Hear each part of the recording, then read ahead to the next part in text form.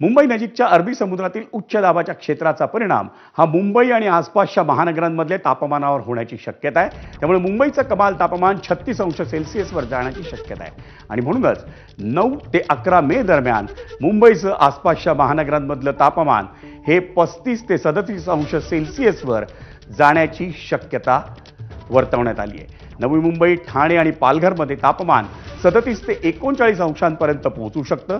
जव्हार, शहापूर आणि कल्याण डोंबिवली परिसरात 40 ते 42 अंश सेल्सिअस तापमानाची नोंद होऊ शकते।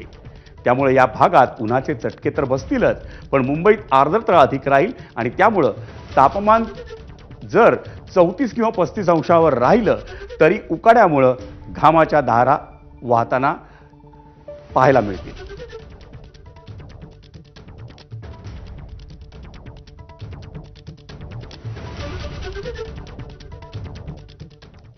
भाजप आणि एकनाथ शिंदेंच्या नेतृत्वाखालील शिवसेना हे दोन पक्ष मुंबई महापालिकेत सत्तेत एकत्र असले तरी दोन्ही पक्षांमध्ये पावसाळ्याआधीच्या नालेसफाईच्या पाहणी दौऱ्यांवरून